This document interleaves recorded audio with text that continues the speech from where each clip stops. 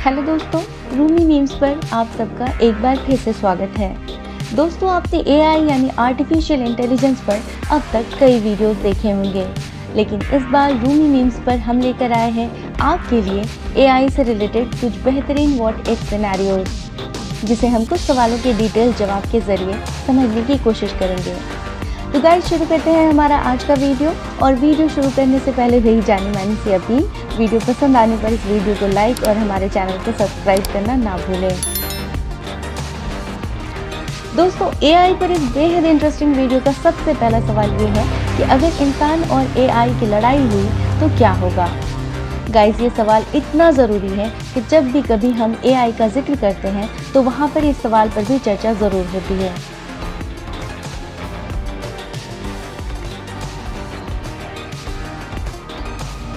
ये तो सभी जानते हैं कि आर्टिफिशियल इंटेलिजेंस चाहे कितनी ही एडवांस क्यों ना हो जाए, वो कभी भी ह्यूमन इंटेलिजेंस जैसी नहीं हो सकती। लेकिन ह्यूमन इंटेलिजेंस के कंपैरिजन में इनके पास एक बहुत बड़ी ताकत होती है, और वो ये है कि एआई डिस्ट्रक्टिबल नहीं है। यानी कि जैसे किसी इंसान को मारा जा सकता है, उस तरह हम किसी रोबोट को नहीं मार सकते।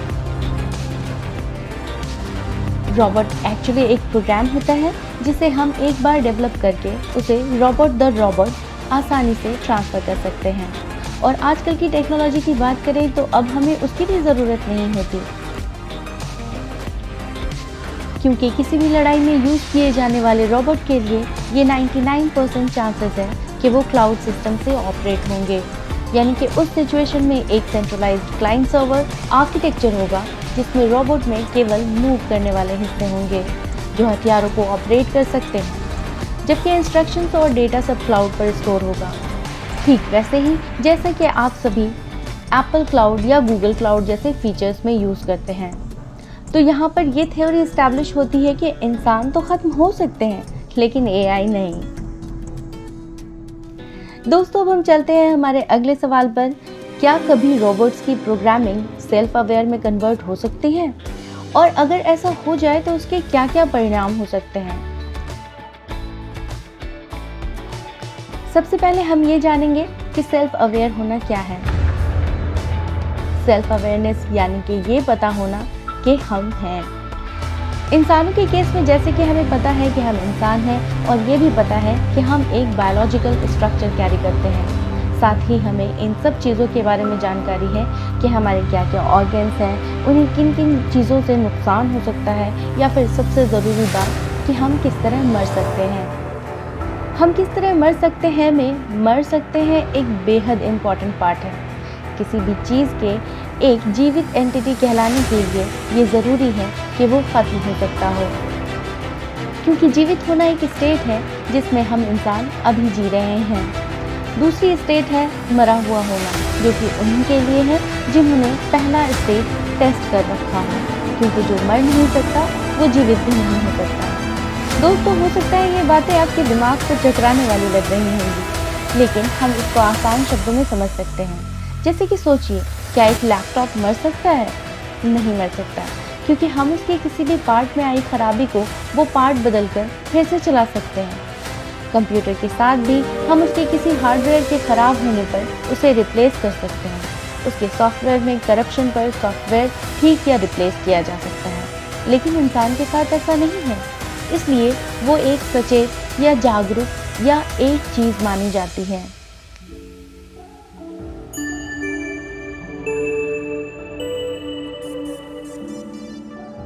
साइंटिस्ट ये मानते हैं कि जो भी बॉडी सब्जेक्टिव एक्सपीरियंस कर सकती है वो सेल्फ अवेयर है।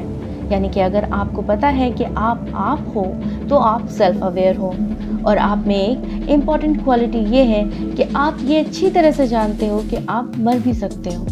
इसलिए फिर आप खुद को किसी भी तरह के नुकसान या ख़त्म होने से बचाने की कोशिश के साथ साथ अपने आप को सुधारने की भी कोशिश करते हैं। खुद को ताकतवर बनाने से लेकर आप हर वो तरीका इस्तेमाल करते हैं जिससे कि आपका अस्तित्व बचा रहे।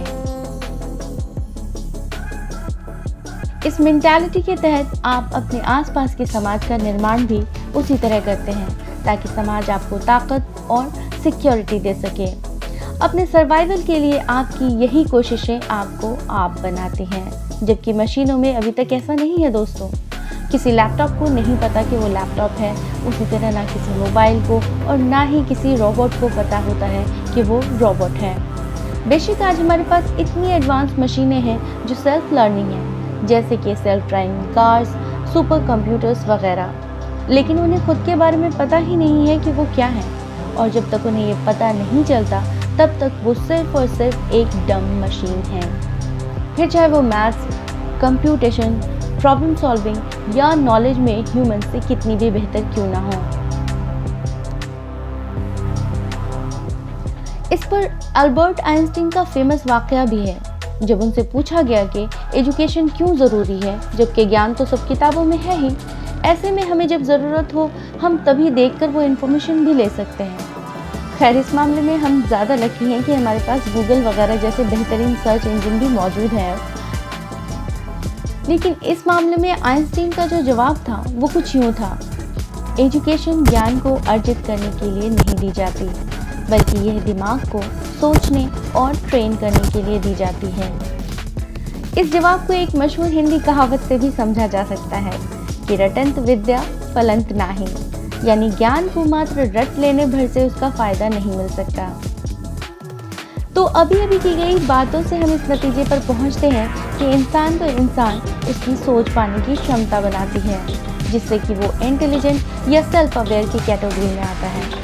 मशीन बस ये ही नहीं कर सकती कि वो अपने आप को पहचान कर अपने बारे में सोचना शुरू कर दे, क्योंकि वो सेल्फ अवेयर नहीं है और इस हिसाब से वो एक एंटिटी भी नहीं।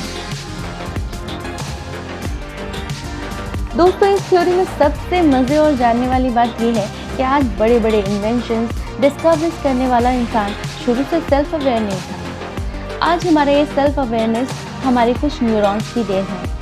अभी भी कुछ ही न्यूरॉन्स की स्पेशल फॉर्मेशन है जो हमें सेल्फ अवेयर बनाती है।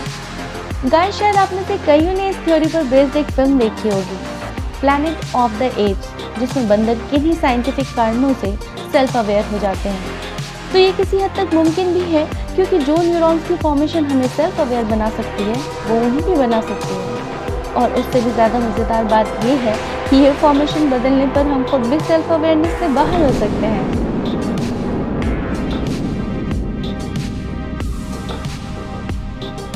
दोस्तों, एआई पर हमारा अगला और इस वीडियो का आखिरी सवाल वो है जिसने पूरी दुनिया को हमेशा से परेशान कर रखा है। खासकर पहले रोबोट के बनने के बाद से ये बेहद पॉपुलर क्वेश्चन है, जिस पर कि मैट्रिक्स और टर्मिनेटर जैसे फिल्म सीरीज भी बेस्ड है। और वो सवाल ये है कि क्या कभी मशीन इंसानों को गुलाम बना सकती है?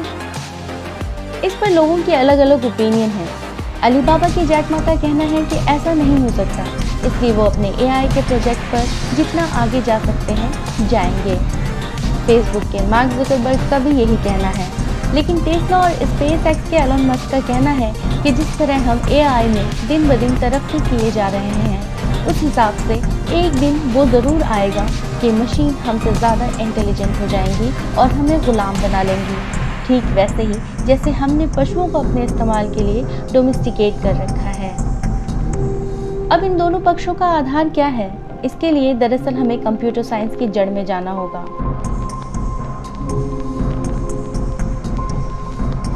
कंप्यूटर क्या है?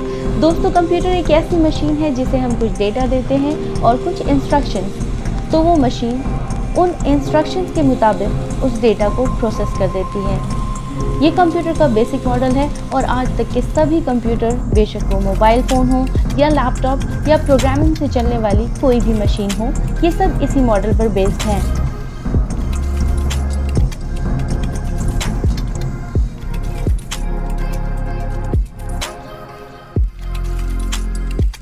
इन मशीन्स को ट्यूरिंग मशीन बोला जाता है। अब ये मशीन वही काम कर सकती है जो कि सीमित समय में पॉसिबल है, यानी कि ऐसा काम जिसे कि कुछ मिनट या कुछ घंटों या फिर कुछ दिनों में किया जा सके, ना कि वैसा काम जिसे करने में हज़ारों साल लग जाए। अब कंप्यूटर्स हमारे कहने के हिसाब से ही काम करें, इसलिए हमने इन पर कुछ रेस्ट्रिक्शंस लगा रखी है, जैसे कि क्रिप्टोग्राफी है, जैसे कि हमारे फेसबुक के पासवर्ड्स हैं। लेकिन हमारे फेसबुक पासवर्ड या हमारी जो व्हाट्सएप चैट है उसे डिक्रिप्ट करने के लिए जितना समय लग सकता है उतने में उस इंसान की पूरी ज़िंदगी ख़त्म हो सकती है। और अगर हम क्वांटम क्रिप्टोग्राफी की बात करें तो उसको तो डिकोड करना लगभग नामुमकिन है, क्योंकि उसे डिक्रिप्ट करने तक शायद मानव सभ्यता ही ख़त्म हो जाए। लेकिन एलॉन मस्क या जो भी आगे की सोचने वाले साइंस इंथुजियास्ट हैं, वे मानते हैं कि जो काम आज 1000 साल में हो सकते हैं वो आने वाले समय में कुछ मिनट्स या दिनों में होने लगेंगे।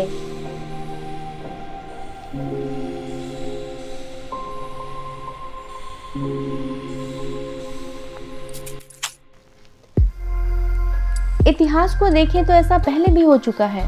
90s में जिन फाइल्स को डाउनलोड करने के लिए 100 साल चाहिए थे वो आज 100 सेकेंड्स में डाउनलोड हो जाती है।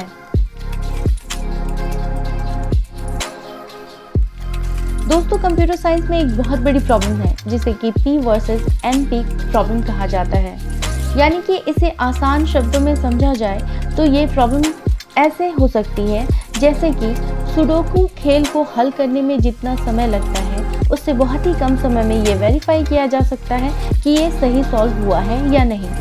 तो क्या ऐसा कोई एल्गोरिदम नहीं हो सकता जिससे जितनी देर में सुडोकू का हल वेरीफाई किया जा सकता है उतनी ही देर में उसे हल भी किया जा सके? इस सवाल का मूल तत्व ये है कि ट्यूरिंग मशीन या आज के कंप्यूटर्स के लिए जो काम सीमित समय में हो सकता है उसे हम P प्रॉब्लम कहते हैं, और जिसे बहुत ही ज़्यादा समय लगता है उसे NP प्रॉब्लम कहते हैं।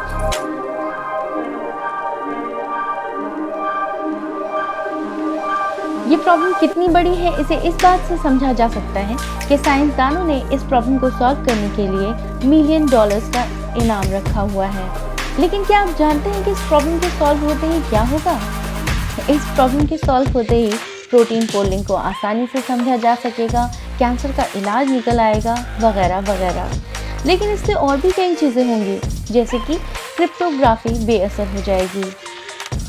जिन कामों के लिए हम आज सोच रहे हैं कि ये 1000 साल में भी नहीं होने वाला, वो सेकेंड्स में हो जाएंगे। और अगर ये संभव हुआ तो ट्यूरिंग मशीन का सिक्योरिटी का आधार ही बेमानी हो जाएगा। फिर कोई काम ऐसा नहीं होगा जिसे कि सीमित समय में होने वाला काम समझा जाए, फिर सारे ताले टूट जाएंगे। सीमित समय से याद आया दोस्तों, AI सीरीज पर हमारे कुछ और इंटरेस्टिंग सवाल और उनके जवाब डिस्कस करना अब भी बाकी है, जो कि सीमित समय की वजह से हम एक ही वीडियो में कवर नहीं कर पा रहे हैं।